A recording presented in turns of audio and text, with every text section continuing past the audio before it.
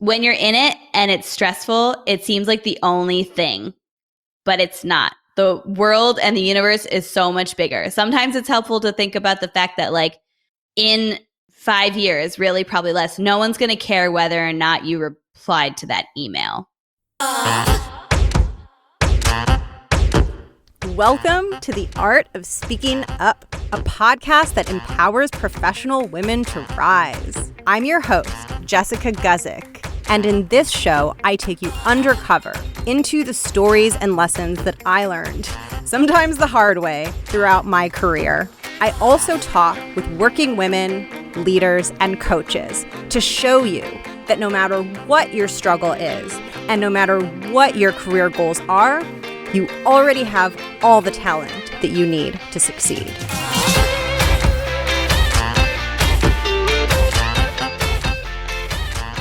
Before smartphones, but after flip phones, came the BlackBerry phone. And it sounds a little bit ancient, but I was given one once upon a time by my employer so that I could check email on the go. And if you had a BlackBerry phone, then you know that on the upper right corner of the phone, there was a tiny little light. And every time I received an email, the light would blink red. It was just this little red, innocent, harmless, blinky light. But it didn't take too long before the innocent, harmless, blinky light started to rule my mind. I developed this very unhealthy, very torturous relationship with the blinky light, wherein I was half addicted to it and half had this weird Pavlovian stress response to it. So I would constantly check to see if the light was blinking red. And sometimes when it wasn't blinking red, I would half kind of imagine / hallucinate that it was blinking. Like sometimes I could not tell the difference and I could not tell whether it was blinking or not. And I knew that things had reached a tipping point, and I knew that my thoughts had become way too consumed with my emails and work and the blinky red light. One night when I was out with my significant other, it was a Friday night. I was trying to forget about the work week and just enjoy a beautiful dinner. I was in New York City at a nice Italian restaurant on the Upper West Side, and the waiter put a breadbasket down on the table in front of us, and I remember looking into the breadbasket and seeing the red blinky light. And the blinky light is really just a metaphor for the relationship that I had mentally with my work and my email, and something that I think really would have helped me detach from my churning over work thoughts and my inability to separate myself from, wondering if I was needed or thinking about something I had done or thinking about a document and being like, oh, did I fix that footnote on page 86 or did I send out the wrong version of it? I think something that I discovered much later in life, which is mindfulness and meditation, really would have helped me back then when I was stewing and churning and worrying about many things that actually weren't the most important things to worry about, but I kind of became addicted to those thoughts. So I wanted to bring this conversation to you in case you ever find yourself either stuck or frustrated or spinning or churning over work thoughts or any kind of difficult feeling that you get stuck on, because meditation and mindfulness pretty much helps with all of that.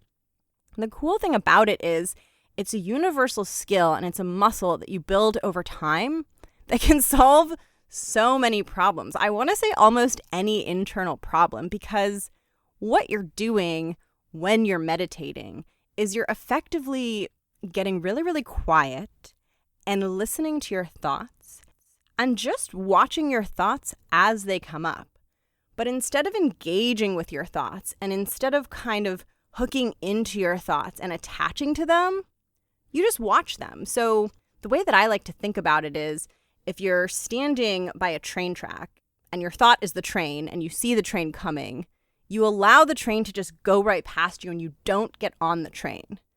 So you don't hop on that thought and follow it where it's going unless you want to follow it.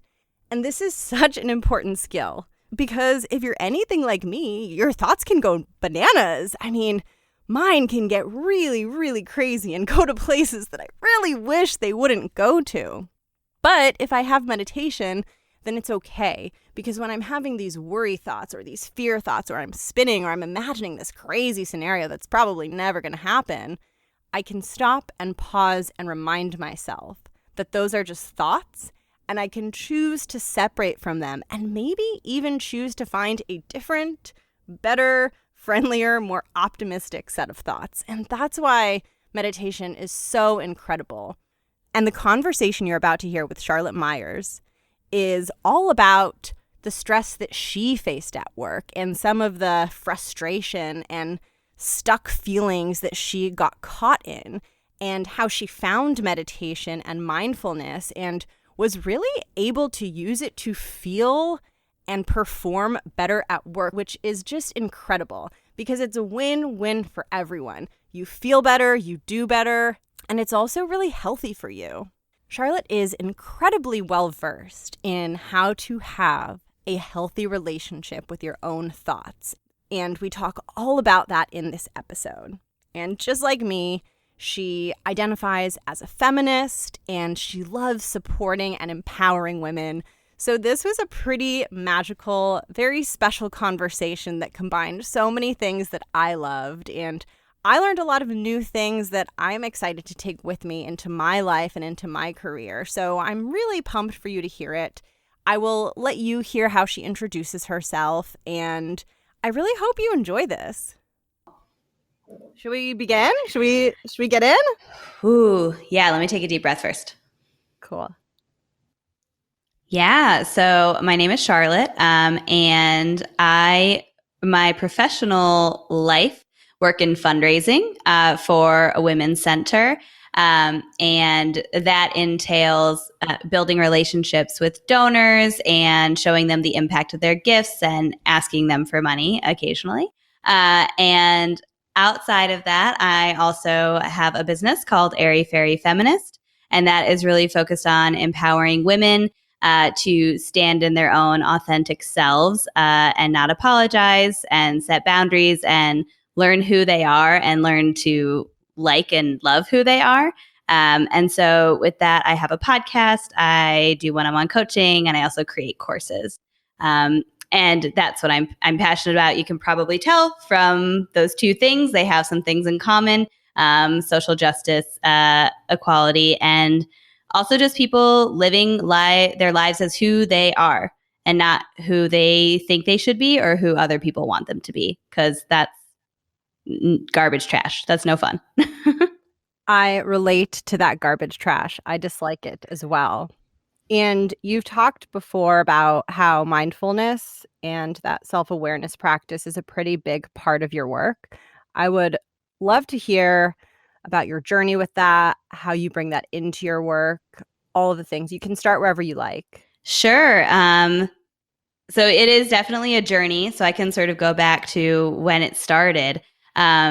It was maybe 3 or 4 years ago. I had left a really steady job for a small community nonprofit job at an LGBT organization. And I thought was going to be like my dream come true. I kind of call it my millennial midlife crisis because I really thought that, once I found the right job at the right organization with the right mission, I would be totally fulfilled, and it wouldn't matter how much time I was spending there, how hard I was working, how stressed out I was. I thought that was gonna just all be taken care of by the fact that I was passionate about the mission.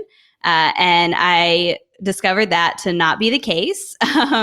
The organization, while there were many wonderful people involved, it just had a lot of issues.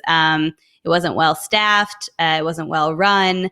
There was, problems with money coming in the door. And I was the head of fundraising. I was the only person responsible for fundraising. So I was literally responsible for people's salaries and their livelihoods. And that was so much stress. And so when I started that job is when I started listening to Jess Lively's podcast.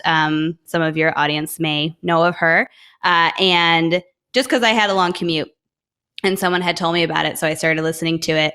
And she, at that time, was talking about, mindfulness and meditation. And she was just interviewing people. And the one person she interviewed who really got me started was Hal Elrod. He wrote The Miracle Morning. I don't know if you're familiar with that, but it's basically where you just take some time in your morning and you there's like 6 different things you do, but you meditate, you do appreciations, you do affirmations, and a few other things. And so as things started to get more and more stressful in my job, I was like, well, I've got to do something because I just never felt good. Like I was always stressed. There was always so much going on. I was always working so much.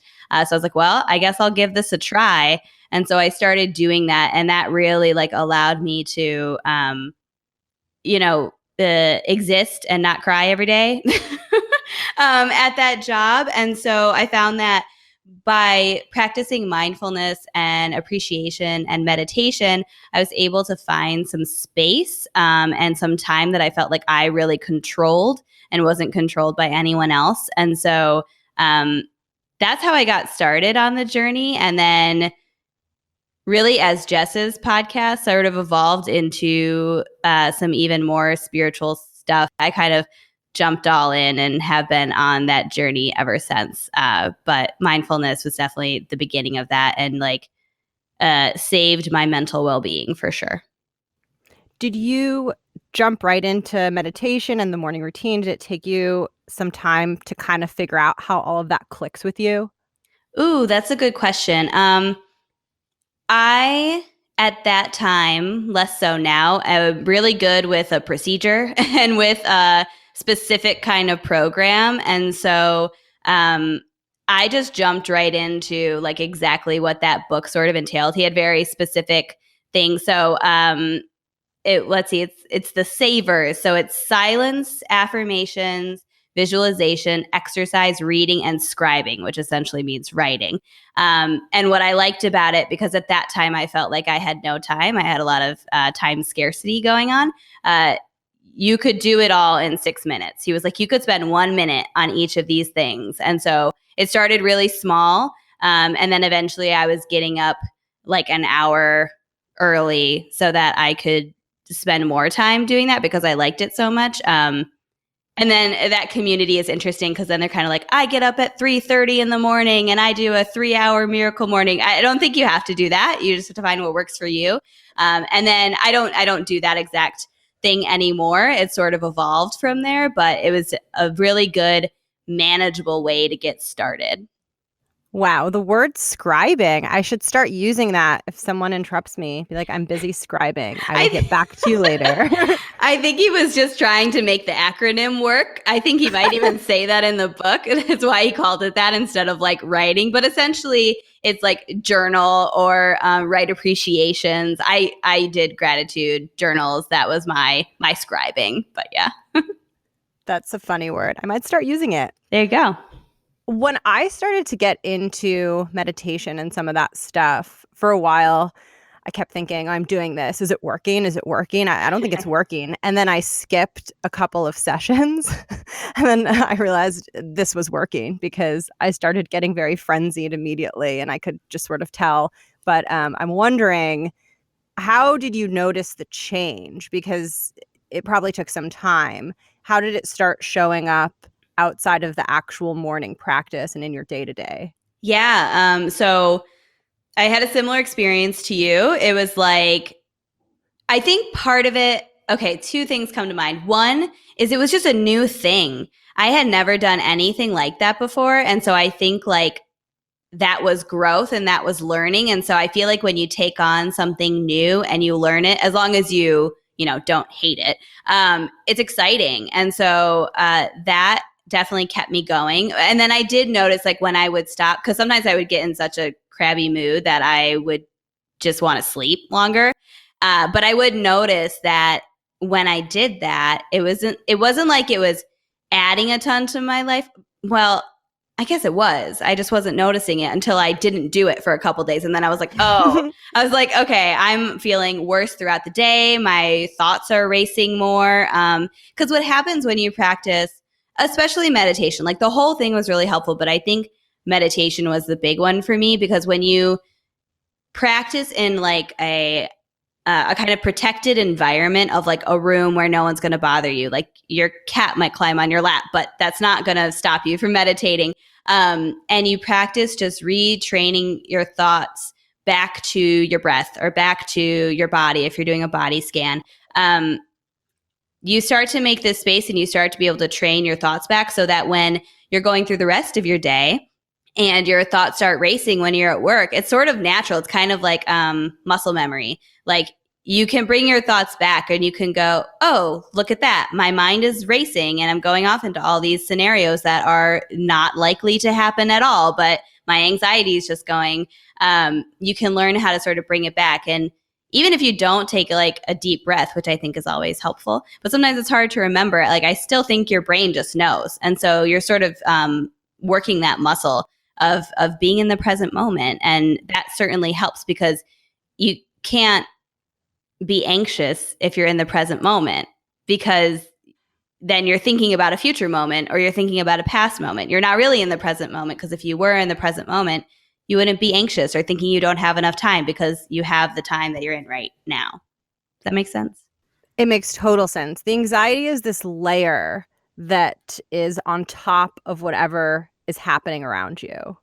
Mm-hmm. And it can feel like it's happening around you, but a lot of times it's internal. One thing that I think might be helpful for people, hopefully this isn't too strange of an exercise. If it is, let me know.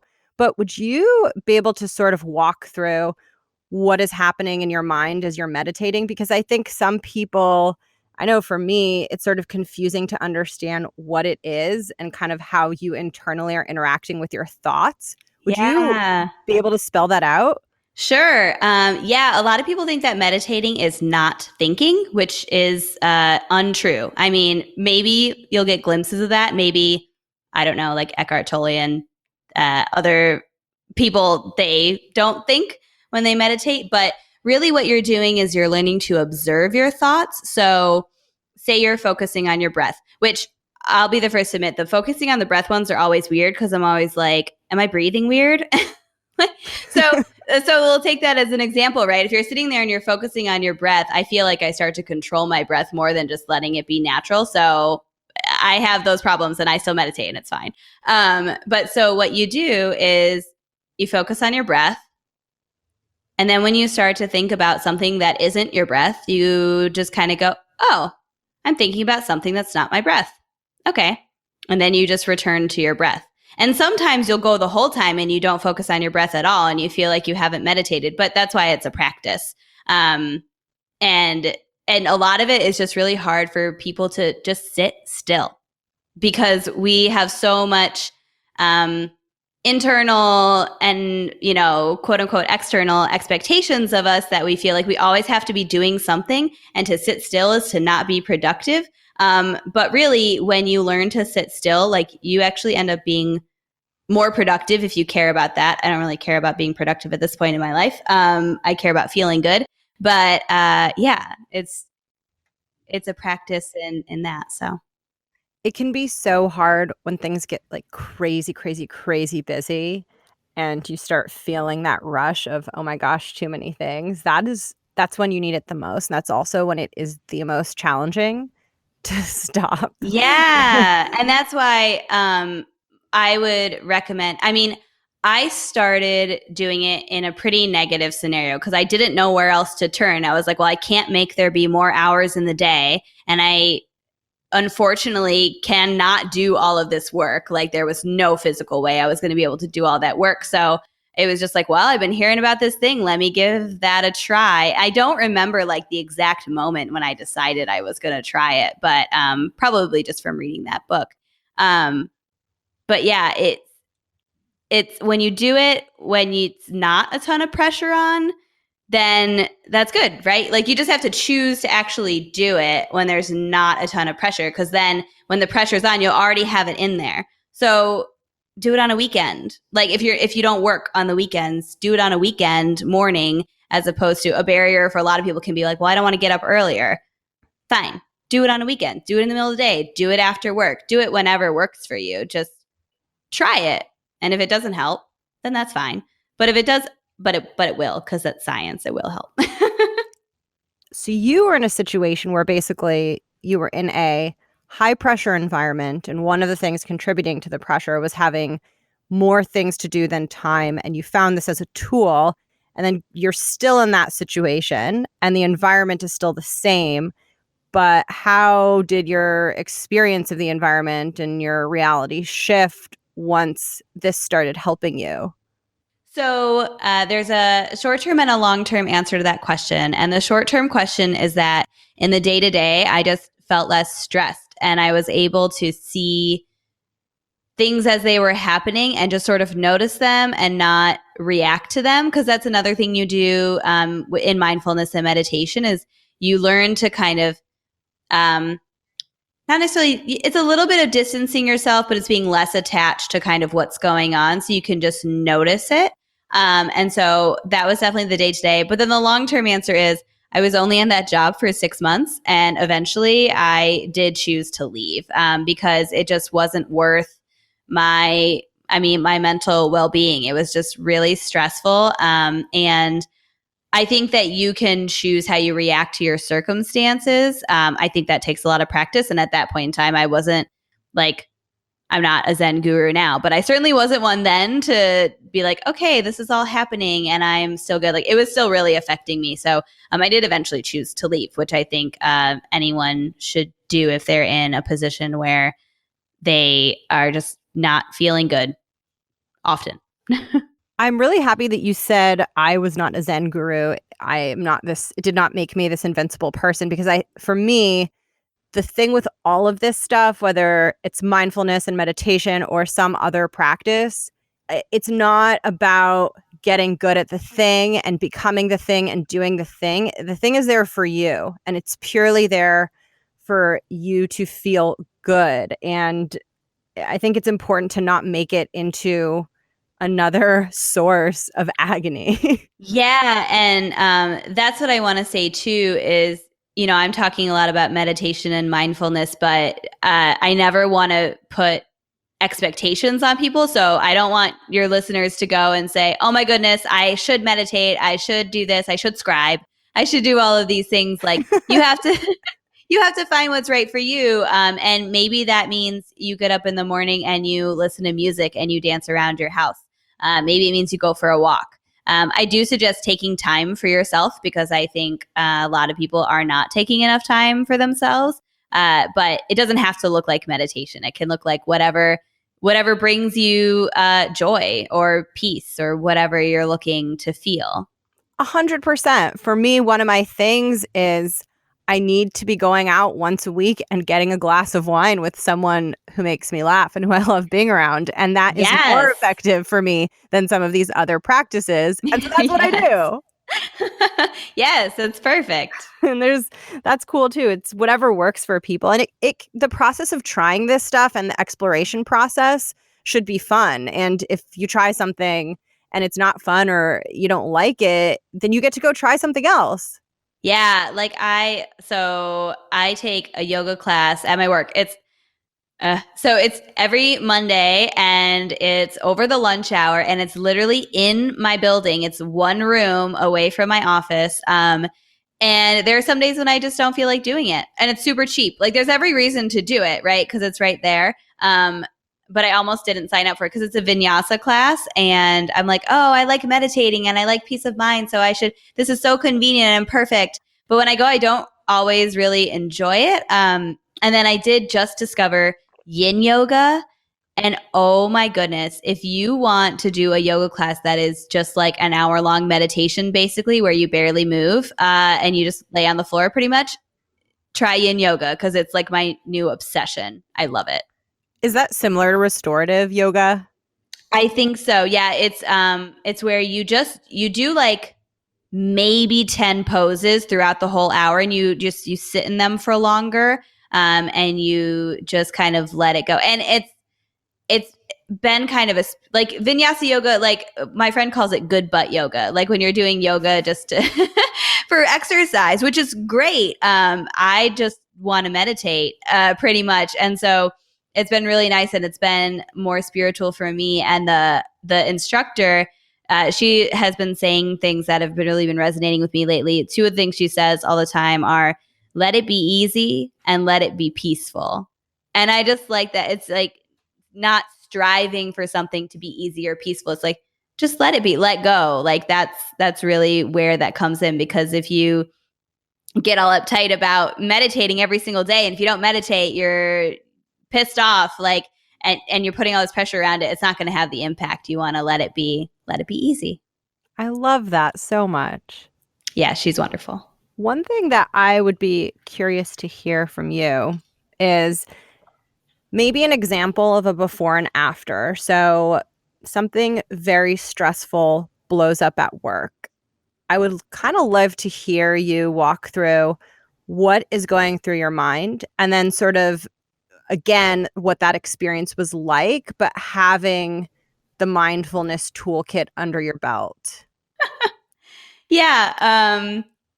I can give an example from my current job and a coworker there. So when I first started, which was 2.5 years ago, actually, I'd done an internship at this same organization when I was a student. So I knew her from then, and then I came back. It was very reactive, very like I knew how things should be done, and she clearly didn't. And she did just everything she did irritated me. I would think about talking to her, and it would just bug the crap out of me. And this was actually after I started doing meditation and mindfulness. So it's a journey for sure, because I still was having those reactions. And I'm getting sympathy pains.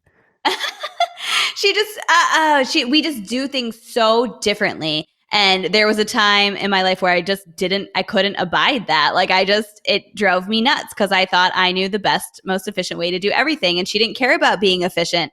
She cared about including people and really talking things through and doing all of these things. And through my different practices that I do, I've also one kind of meditation I really like is loving kindness, and that has sort of helped me to think about, okay, what are the positives in everyone? And now she and I are so close. She is the only person in my office who I've told about Airy Fairy Feminist. She is very into mindfulness. She's into quantum physics. She's into all of these other things that I'm learning about. And now we've connected so much, and I really appreciate her. And she still has the same exact work style. Like, that hasn't changed. And there are moments where I'm like, okay, but can we make a decision now? But I just have gained so much more perspective, and so much. I still wouldn't describe myself as a patient person, but I'm way more patient than I used to be. Yeah, so it's just more lighthearted. Like, and the other thing I think too is just sort of gaining perspective of, like, when you're in it and it's stressful, it seems like the only thing, but it's not. The world and the universe is so much bigger. Sometimes it's helpful to think about the fact that, like, 5 years, really probably less, no one's going to care whether or not you replied to that email. Like, so gaining that perspective in general about my work and not making it my everything has certainly helped me to appreciate. Actually, a point of joy for me is that I can look at every single one of my colleagues and appreciate something about them now, as opposed to that was not the case a couple years ago at all. I relate to that a lot. And sometimes you feel like you have to stay resistant, because if you don't, something will fall apart. It feels like that's how justice is served, is by disliking that person in your mind, and you hold on to that and you don't want to drop it because you're annoyed. But then when you finally do, you realize that you are so much happier. So who cares? Yeah. And if you don't continue to feel angry about it, how will they learn? How will they change? How will they come over to the way that you do things the right way? Right. Mm-hmm. So um, then another like big learning of my life that's gone, pretty much my entire life up until this point has been learning that you cannot control other people. There's nothing you can do. You can't change anyone. They may change. It's not saying people can't change, but it's not going to be only because of you. And if part of it is because of you, it's because they're willing to listen or learn and something is happening in their lives that's opening them up to it. I spent a lot of time trying to control people, and I've also spent a lot of time learning, and I'm still learning that that's impossible. I fully agree. The way that I think about it is there are two variables within your control. You can either just accept and try to sort of do what you did mentally, which is not make yourself any more crazy than you need to be made, or you can put distance between yourself and that person, either by trying to minimize the amount that you work with them. It could even look like leaving a job, but those are kind of the axes that you have to choose from and work with. And sometimes it can just be helpful to say what makes sense for this particular situation. Yeah, that's what I say. And you can flow in and out of those two things. Like say with family members, there are some times where it's like, I just need distance from a family member. But then there's other times when allowing that person to be who they are and learning to accept them for who they are is really powerful. It stresses you out so much less because you don't spend all this time like wishing they were different. You accept instead of trying to change because, like I said, you're not gonna. You're not gonna change them. And if someone's misbehaving or not acting in a way that's right, that's not excusing their behavior. It doesn't mean you're saying that it's okay. It just means that you're trying to be internally more at peace with things however you can. Yeah, and this is something that I learned. I can't remember which book it was, but it was one of Brene Brown's books, where when someone does something that you feel, if it puts you in the kind of the victim mentality, like they did this to me, they like attacking me, they're doing whatever. She has this exercise that I found to be really helpful, where it's just assuming the best of them, like whether or not it's true, like assuming the best of them is better for your own mental well-being and like your faith in, humanity and people. So for example, like if someone cuts you off on the road, I still think this, if I get annoyed in traffic because someone has cut me off, I'll think, maybe they're, someone in their family is at the emergency room and they're trying to get there. How likely is it that that's true? I have no idea, but it's better for my mental well-being to think that that's the case as opposed to that person was really trying to hurt me, because then you go through life feeling like people are attacking you and you're always in this victim mentality as opposed to just being able to kind of flow with it and like shit happens. I'm sure I've accidentally done that to people at the same time too. So if you can start to do those little switches in your mind, it just makes a huge difference. I fully agree. And for anyone who's listening and thinking, that's not going to fly with me, I get way annoyed when someone cuts me off or does X, Y, or Z. I'm a very justice-driven person, and part of justice equals retribution. And take it from a skeptic who can be very, very crotchety. It really, really is worth it in certain situations. Not all. Some behavior is inexcusable. But in certain situations, you really are doing something for yourself by just experimenting and playing and seeing if you can give yourself that space to not go into that reaction. Mm-hmm. So I think it's time to move into the listener question, unless there's anything else on mindfulness or on some of these topics that you want to hit on. No, let's do the listener question. All right, here we go. So it's mindfulness related in the spirit of the episode, and I will read you the question. So the listener asks, I'm getting burned out because I'm constantly churning over thoughts about work. In the morning on the way to work, I can already feel the anxious thoughts starting to bubble up. I stay busy and distracted during the day, but when I get home at night, I am constantly thinking and worrying about things that happened, even though I'm quote unquote off the clock. By the time Friday rolls around, I am not just physically, but also mentally and emotionally exhausted. How do I make this stop? Sincerely, tired of worrying. Yeah. So for me, it was meditation and gratitude. I didn't touch on this as much. Appreciating what you have. So there's a practice that a few people talk about. I don't know who originated it, so I won't put a name to it. But it's called like a rampage of appreciation. So meditation's obviously one option, but I can give this as another option. You do it. You can handwrite it or you can type it. I hate handwriting because I think faster than I can write, so I like to type it. But you just sit down and you start appreciating something. People talk about, appreciate 3 things from your day, and that's fine.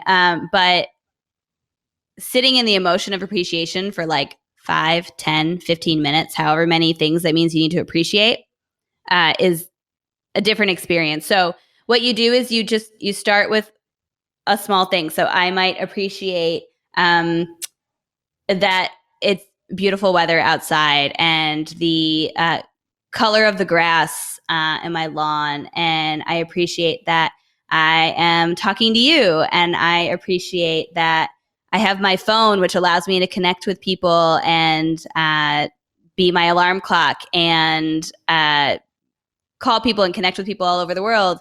I appreciate my room and my bed. Oh my gosh, I spend a lot of time appreciating my bed. My bed's great.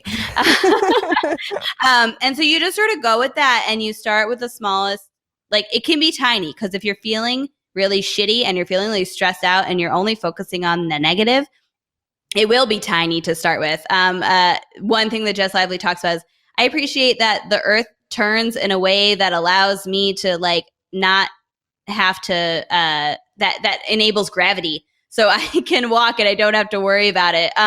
So you can start with things that have like nothing to do with anything, but you just start small and then you keep going and then it'll get sort of bigger and bigger. And that helps shift your focus from what our brains love to do, which is focus on the negative, and what society loves us to do, which is focus on the negative, right? Because they want us to fix things about ourselves. So that's how they sell us products. That's a side note. But so doing a rampage of appreciation is what it's called. So that's something to do to appreciate. Sometimes you can't even get there. So that's where the mindfulness and the meditation helps because you slow down the negative thoughts first before you go in kind of ramping up to the positive ones. But whatever feels best for you. And then, so those are 2 specific things, but it's also just make time for yourself. When you feel like you're always thinking about something else, experiment. What gets your mind off of it? Maybe it's playing video games. Maybe it's reading a book. Maybe it's listening to a podcast. And also having compassion for yourself when you are thinking about work outside of work. That was a long time before I was able to not do that. Now I don't at all. And it's great. So I trust that all of you can get there because it's just retraining your own brain. No one else has any control over it. Just you do. So I hope that's helpful to the listener. Really helpful. Yay. It made me really curious to ask you something about you, which is that I'm someone that was kind of a skeptic for some of this stuff. So if someone told me to practice gratitude, I would have been like, no. But it sounds like you might have had a skeptic streak in you also. I'm curious if you did. Ooh, I'm so in it at this point. I'm trying to remember. So the gratitude, actually what I think convinced me about the gratitude because I do have a skeptic streak, but I've always been a really positive person. It doesn't mean I couldn't focus on the negative and like analyze the shit out of it. But is this TED Talk, and I'm not going to remember the name of the guy. Maybe we can find it and you can put it in the show notes or whatever. But he's talking about positive psychology. And he's really funny. So it's a fun TED Talk to watch. But then he talks about the science behind gratitude or appreciation. And so that's where I started doing, the 3 things from your day that you appreciate. And so if you have a skeptic brain and you want more of the science behind it, that's a really good thing to sort of look at. So you can sort of convince your thinking brain that maybe this really would help. Because even I think I'm pretty sure like people with depression, like practicing appreciation is shown to be helpful. A couple of things also popped into my mind for skeptics. Dan Harris's work, he has a podcast and a book called 10% Happier, and he's a very analytical, skeptical person. It's a good entry point for people who might be listening and saying, I don't know about this. He's great. And then Sean Acor wrote a book called The Happiness Advantage. And that's also, I think, a good entry point for people who are newer to this stuff or who just it feels unfamiliar to them. Yeah, the other thing I would say for skeptics too is one, like what's the worst that's going to happen? Like, well, you're asking a skeptic. Well, okay, I'll ask your skeptic self. What's the worst that would happen if you practice appreciating things for 5 minutes? The world is going to implode. Okay.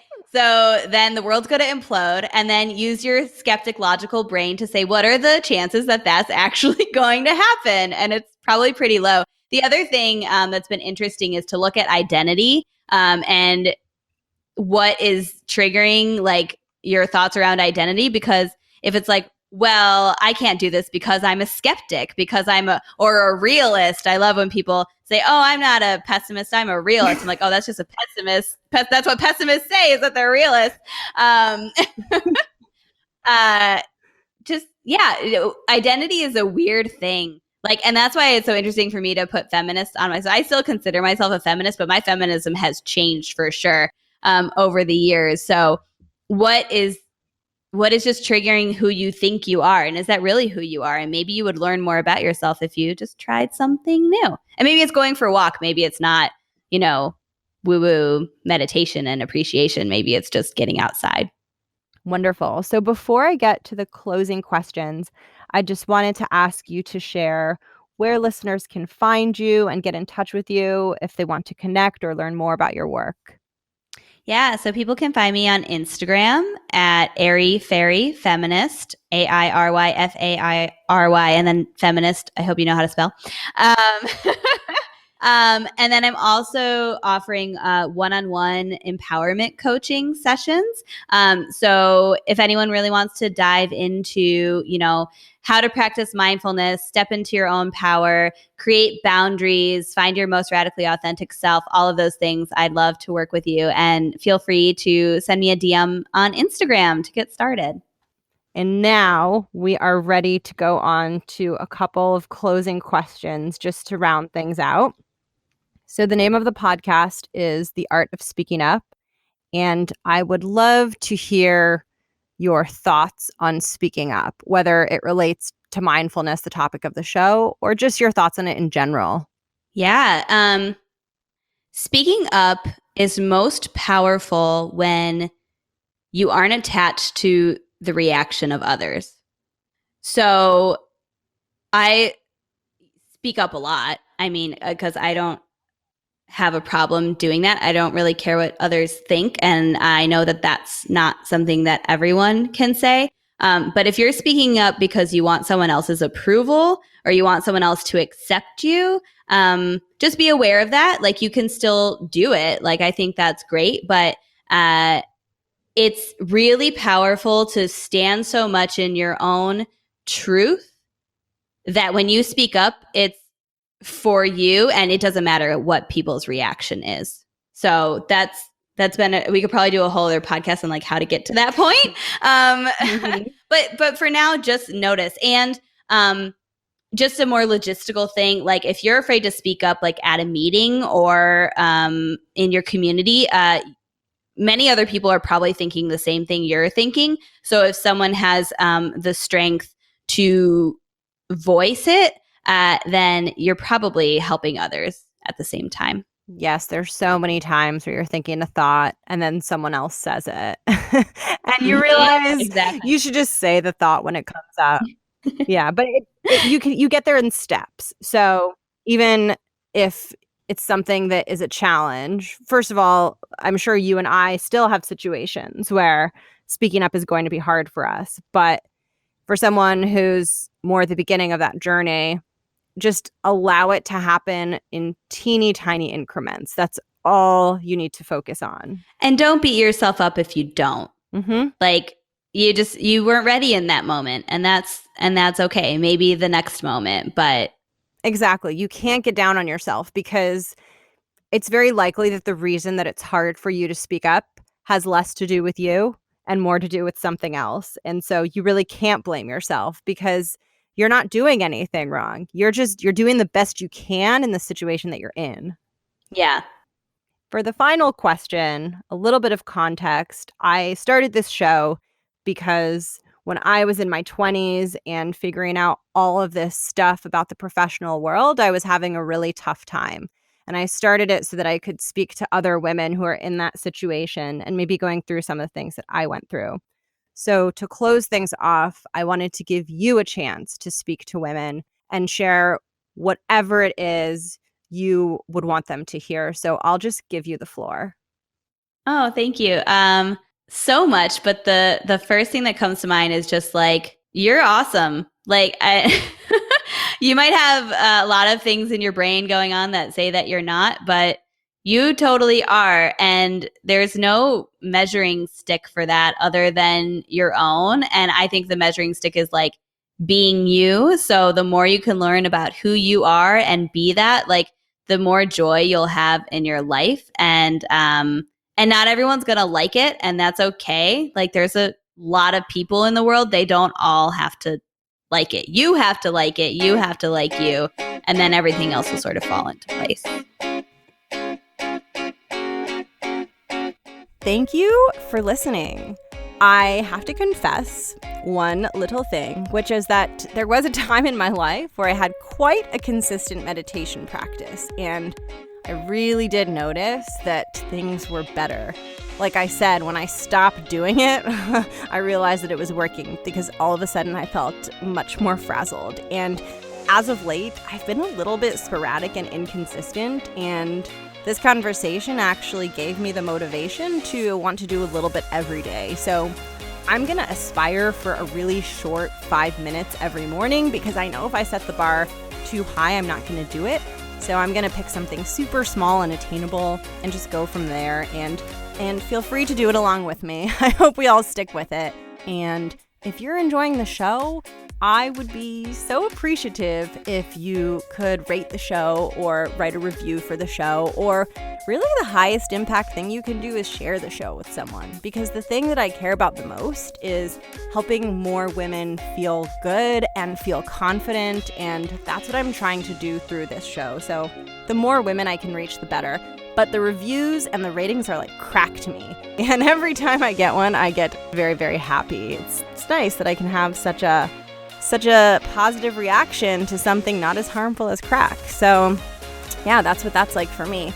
Thank you for listening. I hope in the spirit of this episode that your day is filled with peace, and that if something bad or annoying or frustrating comes up, I hope you have that really, really special moment where there's a pause in between when the thing happens and when you react, and you just feel that space and you feel yourself have the autonomy and the decision power to not go down a thought path or maybe even a behavior path that you don't want to go down. It's really cool when that happens. So I hope you're doing well. Thank you so much for listening, and have an incredible day.